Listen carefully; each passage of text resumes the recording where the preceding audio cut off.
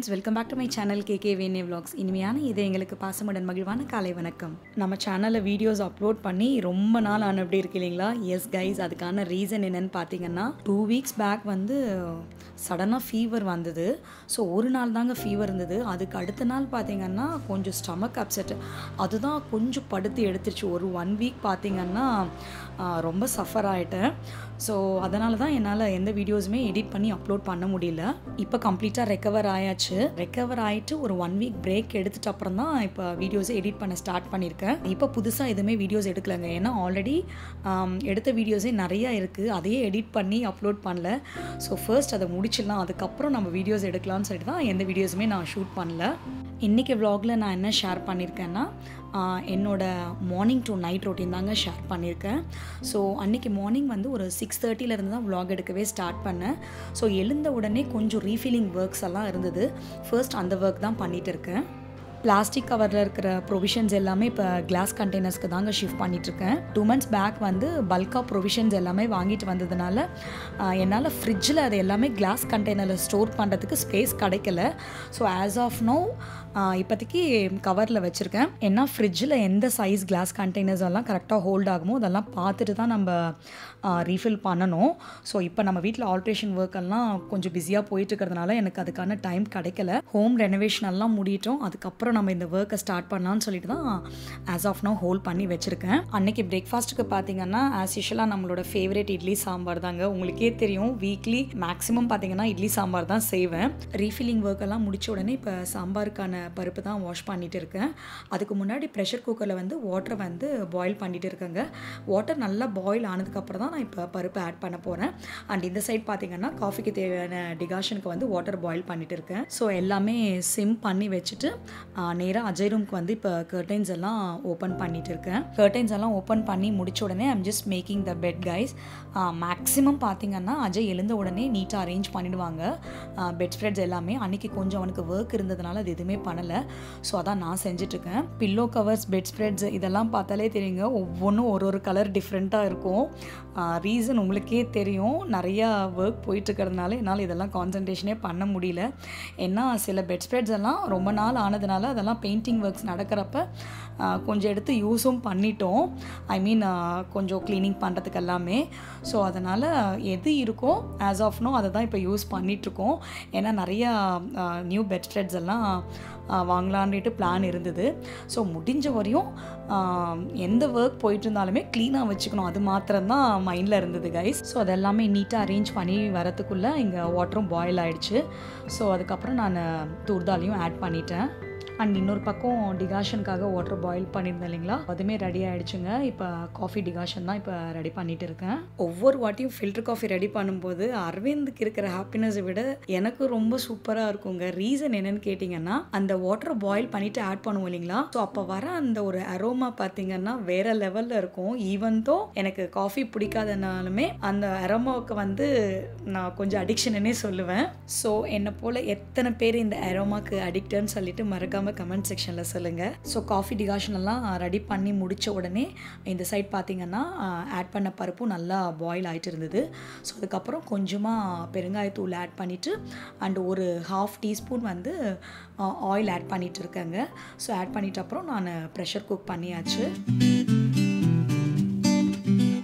Coffee குடிக்கிறதுக்கு முன்னாடி எப்பயுமே அரவிந்த் வந்து glass of lukewarm water குடிப்பாருங்க. அன்னைக்கு நான் பாயில் பண்ண மறந்துட்டேன் வாட்டரை. ஸோ அதான் இப்போ ரெடி பண்ணி கொடுத்துட்ருக்கேன். ஏன்னா எழுந்த உடனே நம்ம ப்ரஷ் பண்ணிட்டு இமீடியட்டாக காஃபி குடிக்கிறத விட ஒரு கிளாஸ் வாட்டர் குடிச்சா நல்லதுன்னு சொல்லுவாங்க இல்லையா. ஸோ அதை தான் ஜஸ்ட் ஃபாலோ பண்ணிட்டு இருக்காரு அரவிந்த் காரு. ஒரு 6:30 7:30 வரையும் இந்த ரொட்டீன் தாங்க போச்சு. அதுக்கப்புறம் இட்லிக்கு தேவையான மாவு தான் இப்போ எடுத்து மிக்ஸ் பண்ணி வச்சிட்ருக்கேன். ஸோ அந்த மார்னிங் டைம் மாத்திரம் எப்படி தான் ஓடும்னு தெரியாதுங்க, அவ்வளோ குயிக்காக போகும். எத்தனை பேர் இதை ஃபீல் பண்ணுவீங்கன்னு சொல்லுங்கள். பருப்பு பாயில் ஆகிறதுக்குள்ளே நம்ம சைட் பை சைடு இந்த வேலைலாம் செஞ்சுட்டே இருந்தால் தான் நமக்கு கரெக்டாக இருக்கும். ஏன்னா ரொம்ப சில்லுன்னு இருக்கும் இல்லைங்களா, ஃப்ரிட்ஜில் இருந்து எடுத்த உடனே இமீடியட்டாக நம்ம ஸ்டீம் பண்ண முடியாது. ஸோ கொஞ்சம் நேரம் முன்னாடி எடுத்து வச்சுட்டா இட்ஸ் ஆல்வேஸ் குட். நமக்கு நிறைய பேர் வந்து ஃப்ரிட்ஜில் இருந்து எடுத்து இமீடியட்டாக வந்து அதை குக் பண்ணிட்டு இருப்பாங்க. எப்பயுமே அதை பண்ணாதீங்க. கொஞ்ச நேரம் வந்து நம்ம அந்த கூல்னஸ்லேருந்து ரூம் டெம்பரேச்சருக்கு எடுத்துகிட்டு வந்ததுக்கப்புறம் நீங்கள் ஒர்க்கை ஸ்டார்ட் பண்ணுங்கள். இதை நிறையா வாட்டி உங்ககிட்ட நான் ஷேர் பண்ணியிருக்கேன். ஐ டோன்ட் நோங்க இது கரெக்டாக தப்பு தப்பான்னு எனக்கு தெரியல. பட் இது போல் பண்ணுறதுனால ஒன்றும் ப்ராப்ளம் இல்லை. அதான் ஃபாலோ பண்ணிகிட்ருக்கேங்க. அதுதான் உங்ககிட்டயும் ஷேர் பண்ணிகிட்ருக்கேன். அதுக்கப்புறம் நம்ம பெரிய வேலை எதுன்னு பார்த்தீங்கன்னா, ஆனியனை விட என்னை பொறுத்தவரை பெரிய ஒர்க் வந்து இந்த கார்லிக் பீல் பண்ணுறது தான் கைஸ். ஸோ அதை வந்து நம்ம முன்னாடி நாளும் பீல் பண்ணி வைக்க மாட்டோம். நமக்கெல்லாம் அப்பப்பவே ஃப்ரெஷ்ஷாக எடுத்துட்டு உரிச்சிட்டு போடணும். ஸோ அதனாலேயே எனக்கு கிச்சனில் வந்து கொஞ்சம் ரொம்ப நேரம் நிற்கிறப்படியே இருக்கும் ஃபீலிங்கு. ஸோ சாம்பாருக்கு தேவையான கார்லிக் எல்லாம் இப்போ பிடிச்சிட்டு இருக்காங்க. ஆனால் சொல்லுவாங்க ஒரு நாள் முன்னாடி வந்து நம்ம க்ளீன் பண்ணி வச்சுக்கிறதுல ஒன்றும் தப்பு இல்லை, ப்ராப்ளம் இல்லைன்னு சொல்லிட்டு. I know that. But still சில விஷயம்லாம் பழகிட்டோம்னா அதுலேருந்து வெளியே வர்றது ரொம்ப கஷ்டம்னு சொல்லுவாங்க பார்த்தீங்களா. அது போல விஷயம்தான் இந்த குட்டி குட்டி திங்ஸ் எல்லாம். நானும் ட்ரை பண்ணேன். பட் ஸ்டில் என்னோட மைண்ட் வந்து கேட்கவே கேட்காதுங்க. இப்போவே அந்த ஒர்க் பண்ணாதான் எனக்கு ஒரு சாட்டிஸ்ஃபேக்ஷன். பட் கெஸ்ட் எல்லாம் வராங்க, பல்காக குக்கிங் எல்லாம் பண்ணணும்னா அப்போ நமக்கு ஆப்ஷனே இல்லை. நான் முன்னாடி நாளே க்ளீன் பண்ணி எடுத்து வச்சிருவேன். ஸோ அன்றைக்கே நான் க்ளீன் பண்ணி இதெல்லாம் போடணும்னா கண்டிப்பாக எனக்கு மென்டல் ப்ரெஷர் தான் அதிகமாகிடும். அப்போல்லாம் இப்படி தான் செஞ்சாகணும் நம்ம. ஸோ இந்த ஒர்க் எல்லாம் செஞ்சுட்டு இருக்கப்போ எனக்கு கொஞ்சம் பசி ஸ்டார்ட் ஆகிடுச்சுங்க. ஏன்னா காலையிலேருந்து ரீஃபில்லிங் ஒர்க்ஸ் அது இது போயிட்டுருக்கு இல்லைங்களா. கொஞ்சம் பசியாகவே இருந்தது. ஸோ இருக்கவே இருக்குது நமக்கு எப்பயுமே நம்மளோட மோஸ்ட் ஃபேவரேட் ஒரு முட்டையை எடுத்து உடச்சி ஸோ ஒரு ஆம்லேட் போட்டுக்கலாம் சொல்லிட்டு அதுக்கு தான் இப்போ கொஞ்சமாக மஞ்சள் தூள், உப்பு and red chilli powder add பண்ணிட்டுருக்காங்க. அண்ட் எப்பயுமே வந்து இந்த பவுடர் ஆட் பண்ணால் மறக்காமல் கொஞ்சம் வாட்டர் ஆட் பண்ணிக்கோங்க. ஸோ தட் அது எல்லாமே மிக்ஸ் ஆகும். இல்லைன்னா உங்களுக்கு எங்கே நீங்கள் டேரெக்டாக ஆட் பண்ணிங்கன்னா அந்த பவுடரோட அந்த திரியாக தெரியும். சாப்பிட்றப்ப நமக்கு நல்லா இருக்காது. அண்ட் அதை விட முக்கியமானது எப்பயுமே இந்த பவுடர்ஸ் எல்லாம் ஆட் பண்ணிவிட்டு டேரெக்டாக அதில் வந்து எக்கை வந்து பிரேக் பண்ணாதீங்க. செப்பரேட்டாக ஒரு பவுலில் வந்து செக் பண்ணுங்க வந்து நல்லா இருக்கா, நமக்கு அது ராட்டனாக இருக்கான்னு சொல்லிட்டு. ஸோ தட் அந்த ஸ்பைஸ் பவுடர்ஸ் எல்லாம் நமக்கு வேஸ்ட் ஆகாமல் இருக்கும். இந்த சைட் பார்த்தீங்கன்னா ஆம்லேட்டுக்காக ஆட் பண்ணி இந்த ஆயிலும் நல்லா ஹீட் ஆயிடுச்சுங்க. இப்போ சூப்பர் அண்ட் டேஸ்டியான ஆம்லேட் நான் ரெடி பண்ணிட்டு இருக்கேன். ஆக்சுவலாக இந்த தாளிக்கிற கரண்டியில் வந்து நம்ம சூப்பராக வந்து கரண்டி ஆம்லேட் போடலாம். பட் அதுக்கு டபுள் ஆம்லேட் இருக்கணும். ஆனால் காலையில் என்னால் டபுள் ஆம்லேட் எல்லாம் சாப்பிடவே முடியாது. கொஞ்சம் என்ன சொல்கிறது வதன்னு சொல்லிட்டு ஒரு சிங்கிள் ஆம்லேட் ரெடி பண்ணிவிட்டு அதை சூப்பராக என்ஜாய் பண்ணியாச்சு. நல்ல கொலை பசியில் ஒரு சூப்பர் ஆம்லேட்டை வந்து ஒரு பிளேட்டில் போட்டுட்டு சுட சுட அதை ஃபேன் கீழே உட்காந்துட்டு என்ஜாய் பண்ணிட்டுருக்கிறப்ப அவ்வளோ சாட்டிஸ்ஃபேக்ஷனாக இருந்ததுங்க. எத்தனை பேருக்கு வந்து என்னை போல் ஆம்லேட் வந்து ரொம்ப ஃபேவரேட்டுன்னு மறக்காமல் சொல்லுங்கள். நாட் ஒன்லி டேஸ்டிங்க, நம்ம டேவை வந்து ஒரு ப்ரோட்டீன் ரிச் ஃபுட்டோட வந்து ஸ்டார்ட் பண்ணியிருக்கோம். ஸோ அது இன்னுமே சாட்டிஸ்ஃபேக்ஷனாக இருந்தது. அதுக்கப்புறம் நம்ம சாம்பாருக்கு தேவையான ஆனியன்ஸ் தான் இப்போ கட் பண்ணிகிட்டு இருக்கோம். நிறைய பேர் வந்து சாம்பாருக்கு வந்து கொஞ்சம் பொடி பொடியாக கட் பண்ணுவாங்க. பட் எப்பயுமே நான் பார்த்தீங்கன்னா லென்த் வைஸாக தாங்க கட் பண்ணுவேன். லஞ்சுக்கு செய்கிற சாம்பாராக இருந்தாலும் சரி, டிஃபனுக்கு பண்ணுற சாம்பாராக இருந்தாலும் சரி, இதுதான் டேஸ்ட்டாக இருக்கும். பொடியாக கட் பண்ணால் இது எனக்கு ரொம்ப ஸ்வீட்னஸ் ஆகிறப்படி ஒரு ஃபீல் இருக்குங்க. ஸோ எப்பயுமே இது போல் லென்த் வைஸ் தான் கட் பண்ணுவேன். ஆனியன்ஸ் கட் பண்ண உடனே சாம்பாருக்கு தேவையான டொமேட்டோஸும் எடுத்தாச்சு. எப்பயுமே டிஃபன் சாம்பார் பொறுத்தவரை பார்த்தீங்கன்னா நாங்கள் we don't add tamarind guys. நிறைய பேர் ஆட் பண்ணுவாங்க. எப்பயாவது ஒரு நாள் எனக்கு அந்த டேஸ்ட் எனக்கு சாப்பிடணும்னு இருந்தால் தான் ஆட் பண்ணுவேன். Otherwise we don't add tamarind. Tomatoes எல்லாம் கட் பண்ணுறதுக்கு முன்னாடி ஒரு பக்கம் இட்லியும் நம்ம ஸ்டீம் பண்ணிடலாம்னு சொல்லிட்டு இட்லி பாத்திரத்தில் வந்து வாட்டரை வந்து பிடிச்சிட்டு இருக்கேன்.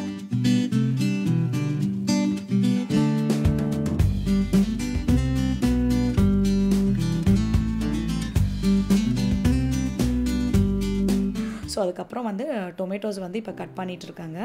ஸோ டொமேட்டோஸ் எல்லாம் சாப் பண்ண உடனே கடாயில் ஆயில் ஆட் பண்ணிவிட்டு நமக்கு தெரிஞ்சது தான் சாம்பார் ரெசிபிலாம் கொஞ்சமாக கடுகு, உளுந்து, தேவைப்பட்டால் கொஞ்சம் சீரகம், கொஞ்சம் 2 வெந்தயம், அதுக்கப்புறம் காஞ்ச மிளகாய், நம்ம கட் பண்ண ஆனியன்ஸ், அதுக்கப்புறம் கார்லிக், கருவேப்பிலை இதெல்லாம் ஆட் பண்ணிவிட்டு கொஞ்சம் நேரம் நல்லா வதக்கிடுங்க. எப்போவுமே சாம்பார் வந்து நமக்கு ஸ்பாயில் ஆகாமல் ரொம்ப நேரம் இருக்கணும்னா ஒரு இம்பார்ட்டன்ட் டிப் என்னென்னு பார்த்தீங்கன்னா ஆனியன்ஸை நல்லா வதக்கிக்கோங்க. நல்லா ப்ரௌனாக வதக்கிட்ட அப்புறம் நீங்கள் டொமேட்டோ ஆட் பண்ணிங்கன்னா ரொம்ப நீங்கள் ஃப்ரிட்ஜில் வைக்காமையே வெளியே வச்சா கூட சாம்பார் சூப்பராக இருக்கும், சீக்கிரமாகவே ஸ்பாயில் ஆகாது. ஸோ அந்த ஒரு இம்பார்ட்டன்ட் டிப் மாத்திரம் உங்ககிட்ட இன்றைக்கி ஷேர் பண்ணிகிட்ருக்கேன். அதுக்காக ஃபுல் டே எல்லாம் வெளியே வைக்கக்கூடாதுங்க. கொஞ்சம் நேரம் இப்போ காலையில் பண்ணோம்னா ஒரு 3 to 4 5 வரையும் கூட சூப்பராக இருக்கும். அதுக்கு மேற்பட்டு நம்ம சம்மர் சீசனால் வந்து நீங்கள் வெளியே வச்சிங்கன்னா கண்டிப்பாக ஸ்பாயில் ஆகிடுங்க. ஏன்னா டொமேட்டோஸ் எல்லாம் நம்ம ஆட் பண்ணுறோம் இல்லைங்களா. ஆனியன்ஸ் பார்த்திங்கன்னா இப்போ நல்லா ப்ரௌனாக வதங்கிடுச்சு. அதுக்கப்புறம் இப்போ டொமேட்டோஸும் ஆட் பண்ணிட்டு இருக்கேன். டொமேட்டோஸ் எல்லாம் ஆட் பண்ணிட்டதுக்கப்புறம் அது நல்லா மஷி ஆகிற வரையும் அதை சாட்டே பண்ணிக்கணுங்க. ஸோ அந்த டைமில் பார்த்திங்கன்னா இப்போ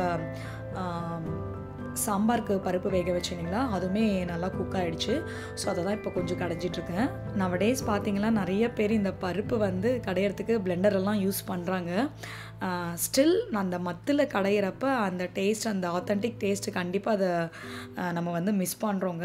ஸோ எனக்கு வந்து பர்சனலாக பார்த்திங்கன்னா இது போல் ட்ரெடிஷ்னலாக செஞ்சால் தான் அதனோட ஒரிஜினல் ஃப்ளேவர் இருக்கிறப்படி இருக்கும். ஸோ அண்ட் ஒரு சைட் பார்த்திங்கன்னா டொமேட்டோஸும் நல்லா ஸ்மாஷ் ஆகிடுச்சு. இப்போ வந்து சாம்பாருக்கு தேவையான கல்லுப்பும் ஆட் பண்ணிகிட்டு இருக்கேன். அதுக்கப்புறம் வந்து மஞ்சள் தூள் தாங்க இப்போ ஆட் பண்ணிகிட்ருக்கேன். என்ன மஞ்சள் தூள்னு சொல்லிட்டு வாட்டர் ஆட் பண்ணிட்டுருக்கேன்னு பார்க்காதீங்க. ஸோ அது வந்து காலி ஆகிடுச்சு. ஸோ அதை வேஸ்ட் பண்ண வேண்டாம். அங்கங்கே பாட்டிலில் கொஞ்சம் ஸ்டிக்காக இருந்தது தான் கொஞ்சம் வாட்டர் பண்ணி ஆட் பண்ணிகிட்ருக்கேன். அதுக்கப்புறம் சாம்பாருக்கு தேவையான காரமும் ஆட் பண்ணியாச்சு.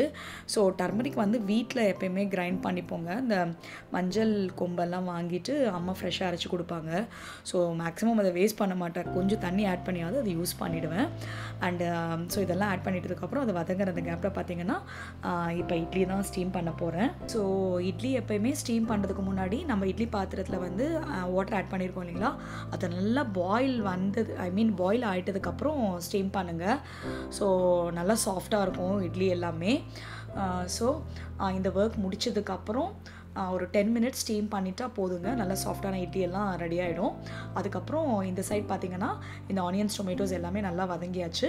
ஸோ அதை வந்து இப்போ நம்ம கடைஞ்சி வச்சோம் இல்லைங்களா பருப்பு, அதில் இப்போ ஆட் பண்ணிகிட்டு இருக்கேன். ஆனியன் டொமேட்டோ வதக்கின கடாய் பார்த்திங்கன்னா கொஞ்சம் தீஞ்சு அப்படி இருக்கும்.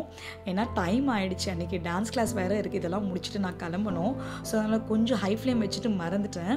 பட் ஃபார்ச்சுனேட்லி சாம்பார் வந்து தீஞ்ச ஸ்மெல்லாம் வரல, சூப்பராக தான் இருந்தது. அதுக்கப்புறம் நம்ம சாம்பாரோட கன்சிஸ்டன்சிக்கு தேவையான அளவு நீங்கள் வாட்டர் ஆட் பண்ணிக்கோங்க. ஸோ வாட்டர் ஆட் பண்ணிட்டதுக்கப்புறம் ஒரு 10 to 15 மினிட்ஸ் நல்லா ஹை ஃப்ளேமில் கொதிக்க வச்சுட்டு ஃபைனலாக ஒரு 5 மினிட்ஸ் லோ ஃப்ளேமில் வச்சுட்டு நீங்கள் சாம்பார் இறக்கிடலாம். இறக்கிறதுக்கு முன்னாடி நல்லா பொடியாக சாப் பண்ண கொரியாண்டர் வந்து நிறையா போடுங்க. சாம்பார் செம்ம டேஸ்டியாக இருக்கும். அண்ட் எப்போயுமே பார்த்திங்கன்னா நான் ரெட் சில்லி ஃப்ளேக்ஸ் வந்து ட்ரை ரோஸ்ட் பண்ணதை ஆட் பண்ணுவேன். அன்றைக்கி இல்லாததுனால நான் ஆட் பண்ணலைங்க. ஜஸ்ட்டு கொரியாண்டர் கார்னிஷ் பண்ணிவிட்டு இறக்கியாச்சு. ஸோ ஃபைனலி நம்ம சுட சுட idli and sambar also ready ஆகிடுச்சு. ஸோ எனக்கெல்லாம் எந்த ஃபுட்டானாலும் மேக்ஸிமம் பார்த்திங்கன்னா நல்லா சுட சுட சமைச்சிட்டு அதை டேரெக்டாக பிளேட்டில் சர்வ் பண்ணிவிட்டு சாப்பிட்றதுனா ரொம்ப ரொம்ப ரொம்ப பிடிக்கும். ஸோ அன்றைக்குமே பார்த்திங்கன்னா நம்ம சாஃப்டான இட்லி அண்ட் சாம்பார் வேறு லெவலில் இருந்தது. ஸோ மேக்ஸிமம் பிரேக்ஃபாஸ்ட் பார்த்திங்கன்னா இப்படி தாங்க சூடாக சமைச்சிட்டு அப்படியே பிளேட்டில் அதை சர்வ் பண்ணிவிட்டு சாப்பிடுவோம். லஞ்செல்லாம் அப்படி பிளான் பண்ண முடியாது நம்மளால். எப்போயுமே டான்ஸ் கிளாஸ்க்கு போகிறதுக்கு முன்னாடி மேக்ஸிமம் பார்த்திங்கன்னா ஒரு 70% ஆஃப் த குக்கிங் முடிச்சுட்டு தாங்க போவேன். ஏன்னா வந்து அஜய்க்கு பேக் பண்ணி எடுத்துகிட்டு போனோம், லேட் ஆகிடும் நமக்கு வந்துட்டு பண்ணணும்னா. பட் அன்றைக்கி வெஜ்ஜீஸ் எதுவுமே இல்லை. ஸோ அரவிந்த் என்ன சொன்னார், நீ போயிட்டு வரதுக்குள்ளே நான் வாங்கிட்டு வந்துடுறேன், ஸோ நீ அதுக்கப்புறம் ஸ்டார்ட் பண்ணுன்னு சொன்னார்.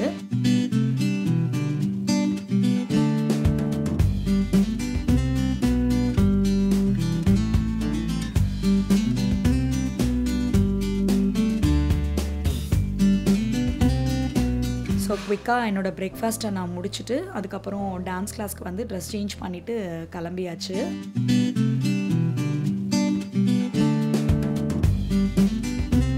கிளாஸ் முடிச்சுட்டு வீட்டுக்கு வந்தோடனே ஃபர்ஸ்ட் திங்காக வந்து ரைஸ்க்கு வந்து வாட்டர் பாயில் பண்ணிகிட்டு இருக்காங்க. அண்ட் இந்த சைட் பார்த்திங்கன்னா கீ வந்து கொஞ்சம் மெல்ட் பண்ணிகிட்ருக்கேன். யாருக்காகன்னு பார்த்திங்கன்னா அஜய்க்கு எப்பயுமே இட்லி சாம்பார் இருந்தால் கொஞ்சம் கீ ஆட் பண்ணிவிட்டு சாப்பிடுவான், அவனுக்கு ரொம்ப பிடிக்கும்.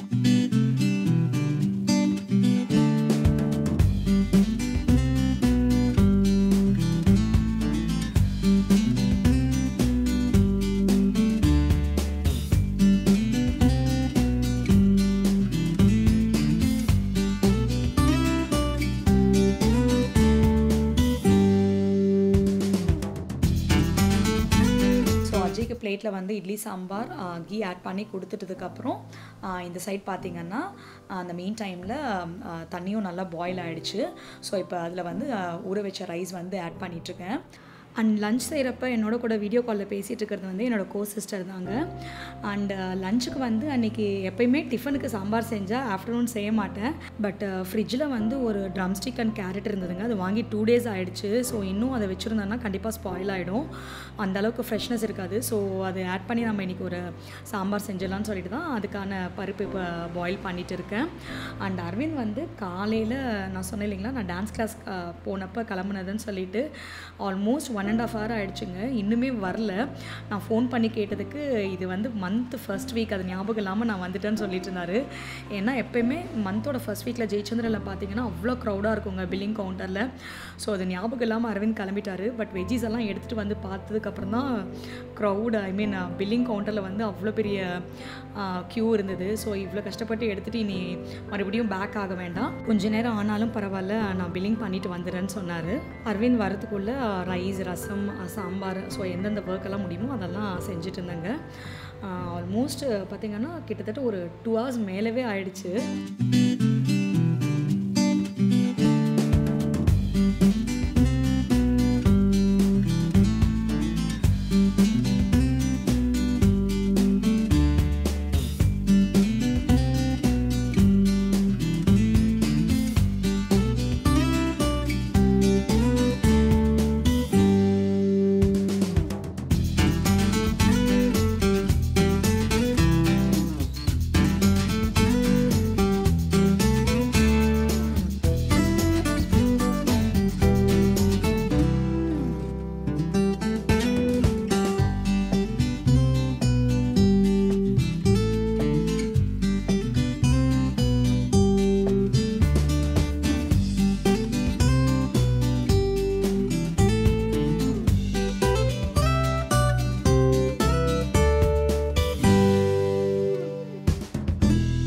ஃபைனலி கரெக்டாக 1:30க்கு தாங்க வீட்டுக்கே வந்தார். அவ்வளோ நேரம் ஆயிடுச்சு. அண்டு வந்துட்டு அப்புறம் அரவிந்தோட கையில் பார்த்திங்கன்னா நாட் ஒன்லி வெஜ்ஜீஸுங்க. ஸோ ரொம்ப லேட் ஆனதுனால ஜெயச்சந்திரன்லேருந்து நான் காட் பிரியாணின்னு சொன்னார். நான் தான் சொல்லிட்டுருக்கேன், நான் சாம்பார் எல்லாமே வச்சுருக்கேன், ஸோ ரைஸ் எல்லாமே வச்சாச்சு, இப்போ போய் பிரியாணி வாங்கிட்டு வந்திருக்கேன்னு சொல்லிட்டு. பட் டைம் ஆனதுனால அரவிந்த் உனக்கும் பசியாக இருக்கும், அஜயும் இருக்கான் இல்லையா, ஸோ அதனால் அவனுக்கும் ரொம்ப பிடிக்கும்ன்றதுனால பிரியாணி வாங்கிட்டு வந்தார். வாங்கிட்டு வந்த உடனே எனக்கு இருந்த பசியில் ஃபஸ்ட்டு ஒரு பீஸ் எடுத்து டேஸ்ட் பண்ணிகிட்டு இருந்தாங்க. பட் ஸ்டில் ரைஸ் எல்லாம் வச்சதுனால குயிக்காக என்ன வெஜ்ஜி பண்ண முடியுமோ ஸோ அதை செஞ்சிடலான்னு சொல்லிட்டு வெஜிடபிள்ஸ் வாங்கிட்டு வந்த கவரில் எடுத்து பார்த்தா பீர்க்கங்காய் ஃப்ரெஷ்ஷாக இருந்தது. ஸோ இது நாளைக்கு இருந்தாலும் கொஞ்சம் சாஃப்ட் வெஜிடபிள்ன்றதுனால அந்த அளவுக்கு ஃப்ரெஷ்ஷாக இருக்காது. ஸோ இதே செஞ்சிடலான்னு சொல்லிட்டு பீர்க்கங்காவை எடுத்துகிட்டு சைட் டிஷ்க்கு குயிக்காக பண்ணியாச்சுங்க. ஸோ பீர்க்கங்காய் பொரியல் பார்த்திங்கன்னா ரொம்ப சிம்பிளாக தான் இருக்கும் என்னோடது. ஜஸ்ட்டு பீர்க்கங்கோட தோலெல்லாம் எடுத்துகிட்டு அதை நமக்கு பிடிச்ச ஷேப்பில் கட் பண்ணிவிட்டு கொஞ்சமாக எண்ணெய், கடுகு, உளுந்து, அதுக்கப்புறம் சீரகம், காஞ்ச மிளகாய், கொஞ்சம் கருவேப்பிலை, கொஞ்சமாக பூண்டு இதெல்லாம் வதக்கிட்டு அண்ட் பீர்க்கங்காய் போட்டுட்டு கொஞ்சமாக உப்பு, மஞ்சள் தூள், அவ்வளோதாங்க. கொஞ்சமாக தண்ணி வேணுமன்னா, மேக்ஸிமம் தண்ணி தேவைப்படாது. ஸோ இதெல்லாம் போட்டு ஒரு கொஞ்ச நேரம் சாட்டே பண்ணிவிட்டு இதுக்கு வந்து லிட்டு கூட க்ளோஸ் பண்ண வேண்டியது இல்லைங்க. ஏன்னா லிட்டு க்ளோஸ் பண்ணால் நமக்கு தண்ணி விட்டுடும்.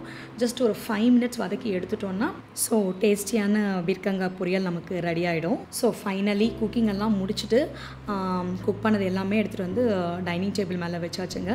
ஸோ வச்ச உடனே இமீடியட்டாக வந்து நாங்கள் லன்ச் சாப்பிட ஸ்டார்ட் பண்ணிட்டோம். ஜென்ரலாக உங்களுக்கே தெரியும், நான் நிறைய வாட்டி சொல்லியிருக்கேன், பாஸ்மதி பிரியாணி வந்து நான் அந்த அளவுக்கு சாப்பிட மாட்டேன், எனக்கு செட் ஆகாது. ஸோ எனக்கு வந்து ரைஸ், சாம்பார், நம்ம பீர்க்கங்காய் பொரியல். ஸோ அஜய் அண்ட் அரவிந்த் வந்து பிரியாணி சாப்பிட்டாங்க. பட் டேஸ்ட்டுக்கு கொஞ்சம் வாங்கிட்டு வந்ததுக்காவது கொஞ்சம் டேஸ்ட் பண்ண அரவிந்த் சொன்னதுனால கொஞ்சமாக வச்சுட்டு சாப்பிட்டாங்க. நல்லா தான் இருந்தது. ஜெயச்சந்திராவில் பிரியாணியோட ப்ரைஸ் பார்த்திங்கன்னா சிக்கன் பிரியாணிங்க ரொம்ப கம்மியான ப்ரைஸ் தான், ஜஸ்ட் 100 rupeesன்னு நினைக்கிறேன். பட் டேஸ்ட் வைஸ் சூப்பராக தான் இருக்கும். ஸோ ஒரு எக் அண்ட் சிக்கன் பீஸ் இருக்குங்க, அதுக்கு வந்து கூட ரைத்தா அண்ட் பிரிஞ்சால் கிரேவியும் கொடுப்பாங்க. ஸோ என்னை பொறுத்தவரை ரொம்ப ரீசனபிளான ப்ரைஸ்ன்னு தான் சொல்லுவேன் கண்டிப்பாக.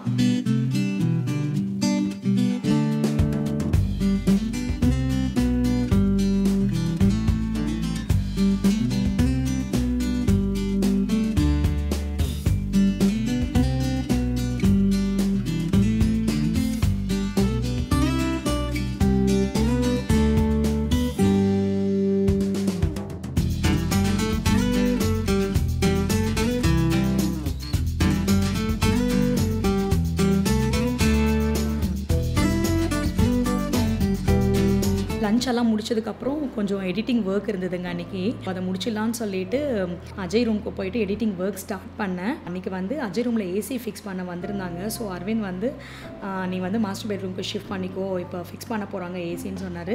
ஸோ அங்கேருந்து நேராக மறுபடியும் நம்ம மாஸ்டர் பெட்ரூமுக்கு வந்துட்டு என்னோடய எடிட்டிங் ஒர்க்ஸ் எல்லாம் ஸ்டார்ட் பண்ணி முடிச்சுட்டு இருந்தாங்க.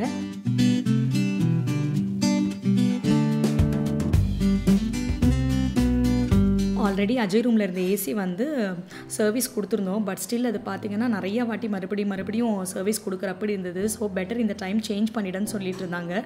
ஸோ அதனால தான் இந்த வாட்டி வந்து சேஞ்ச் பண்ணிட்டோம். ஆல்ரெடி ப்ளூ ஸ்டார் ஏசி தாங்க ஃபிக்ஸ் பண்ணியிருந்தோம். இந்த வாட்டி வந்து எல்ஜி தான் வாங்கியிருந்தோம். It's a smart AC. அதனோட ப்ரைஸ் பார்த்திங்கன்னா அரவுண்ட் 48,000 ஆச்சு. எடிட்டிங் ஒர்க்ஸ் எல்லாம் முடிச்சுட்டு வரத்துக்குள்ளே ஒரு சைட் பார்த்திங்கன்னா அஜய் ரூமில் ஏசியும் ஃபிக்ஸ் பண்ணிட்டாங்க. அண்ட் அதுக்கப்புறம் இங்கே வந்து கிளாஸ் கண்டெய்னர்ஸ் எல்லாம் காலையில் கொஞ்சம் வாஷ் பண்ணி வச்சுருந்தேன். ஸோ நான் எடிட்டிங் ஒர்க் முடிச்சுட்டு வரதுக்குள்ளே எல்லாமே ட்ரை ஆகிட்டு இருந்தது. ஸோ அதை தான் இப்போ எடுத்து அந்தந்த பிளேஸில் வச்சுட்ருக்கேன். அதுக்கப்புறம் கொஞ்சம் கேஸ் ஸ்டாப் வந்து க்ளீனிங் ஒர்க் இருந்தது. ஸோ அதையுமே கையோட முடிச்சாச்சு. எவ்ரிடே பார்த்திங்கன்னா ஹெல்ப்புக்கு வரவங்க இதெல்லாமே க்ளீன் பண்ணிவிடுவாங்க. ஏன்னா அவங்க வரத்துக்குள்ளே மேக்ஸிமம் என்னோடய ஒர்க்கெல்லாம் முடிச்சிடுவேன், குக்கிங் ஒர்க்கெல்லாம். இன்றைக்கி உங்ககிட்ட சொன்னபடி ரொம்ப லேட் ஆனதுனால என்னால் அவங்க வந்து க்ளீன் பண்ண முடியல. ஏன்னா அந்த டைமில் தான் நான் குக்கிங்கே செஞ்சுட்ருந்தேன். ஸோ அதான் இப்போ நான் க்ளீன் பண்ணிகிட்ருக்கேன்.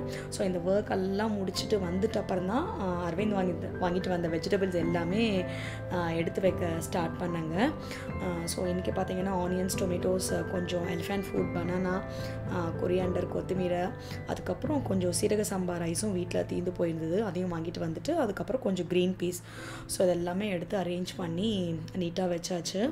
ஆல்மோஸ்ட் எல்லாமே நான் நீட்டாக எடுத்து வச்சுட்டு அப்புறம் ஃபைனலாக தான் அன்றைக்கி அரவிந்த் வந்தாருங்க. ஏன்னா அவருக்கு வந்து அன்றைக்கி ரொம்ப ஹெக்டிக்காக இருந்தது ஆஃபீஸ் ஒர்க்கு. ஸோ இல்லைனா ஜென்ரலாக நான் எடுத்து வைக்கிறப்ப எனக்கு ஹெல்ப் பண்ணுவார். ஸோ ஃபைனலாக வந்து ஜஸ்ட் ஆட்டா பவுடர்ஸ் வைக்கிறதுக்கு மாத்திரம்தான் எனக்கு வந்து ஹெல்ப் பண்ணார். அதுக்கப்புறம் டிஷ்வாஷர் லிக்விட், தென் டெட்டால் ஹேண்ட் வாஷ் லிக்விட், இது எல்லாமே அந்தந்த இடத்துல எடுத்து வச்சுட்டு எங்களோட டின்னரெல்லாம் முடிச்சுட்டு இப்போ எங்கே கிளம்பிட்டு இருக்கோன்னா, அன்றைக்கி நைட் வந்து எங்களுக்கு ப்ரேயர் மீட்டிங் இருந்ததுங்க. ஸோ அதுக்கு தான் இப்போ நானும் அரவிந்தும் கிளம்பிட்டுருக்கோம். கிளம்புறதுக்கு முன்னாடி அரவிந்துக்கு வந்து இன்னொரு கால் இருந்தது. ஸோ அதை முடிச்சுட்டு அப்புறம் தான் நாங்கள் 2 பேரும் கிளம்பிட்டோம். ஸோ இப்படி தான் அன்றைக்கி வந்து எங்களோட டே வந்து ரொம்ப ஹெக்டிக் அண்டு பிஸி டேவாக போச்சு. That's all guys. நம்ம vlogோட எண்டுக்கு வந்தாச்சு. இந்த வீடியோ உங்களுக்கு பிடிச்சதுன்னா குட்டியாக ஒரு லைக் போடுங்க. நெக்ஸ்ட் டைம் இன்னொரு vlogோட உங்களை மீட் பண்ணுறேன். Until then, it's bye-bye from KKVNA Vlogs. Stay happy, stay healthy guys. Bye-bye. Have a good day.